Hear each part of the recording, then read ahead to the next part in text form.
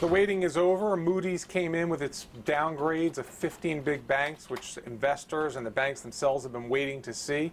There were a couple little surprises in there. Anthony, what came out? Well, the two big surprises were firstly that Morgan Stanley wasn't downgraded by 3 notches, which a lot of people were beginning to expect.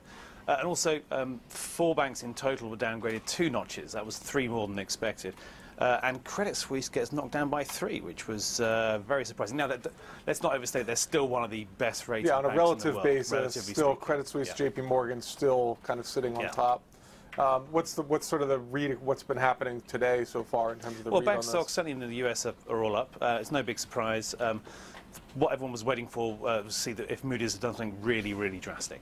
Right. Now, taking down Credit Suisse sounds drastic, but because it's still a really well capitalized and well-rated bank, it's more just sort of moving. I was about to say moving deck chairs. Probably not the right image.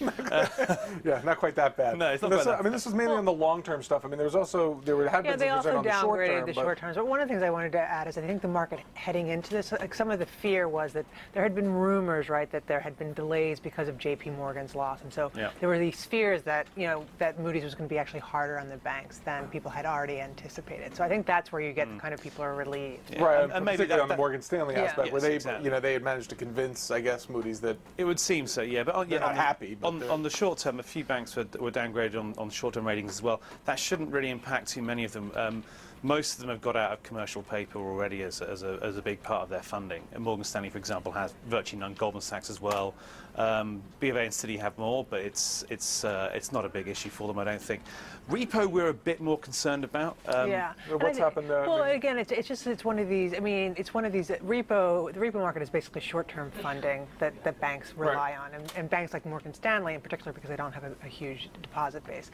So the fear is, again, when you get the short-term ratings downgrade, that you actually may have to post more collateral. But they've already kind of worked towards a lot, right? It seems so. Yeah. Well, it's really, frankly, it's hard to tell because and again, it's one of these issues that you don't really. These things are negotiated, so you don't know. There could be some counterparties who just decide they don't want to do business with anybody who has a short-term rating. Right. Now, Anthony, you've had an interesting view on this. I mean, your take on this is, now that this has happened, maybe the best thing for the banks to do is actually run out and start borrowing. Yeah, why not? Most of them actually probably don't need to. Let's leave aside some of the European banks affected. Maybe they still need to access the debt markets. Although the ones affected yesterday are the stronger banks among the European sector, well, apart from Royal Bank of Scotland. But the reason is, it's a bit like going back to what happened after the initial stress test here in 2009 and a few other events like that, where going out and immediately raising equity was a sign of strength. Well, why not do that now with debt? Sure, you don't particularly need to. Most of them have got so much liquidity, it's not a problem. They can cover collateral calls and everything else for months to come.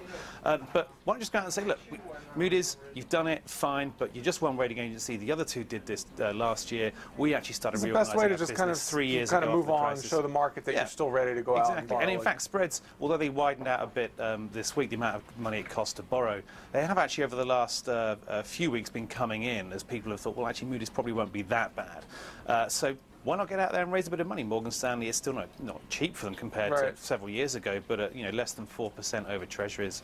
It's not bad. You might as well. We'll see if they can go out there and show a little bit of strength. In the meantime, we'll be back with more Breaking Views next week.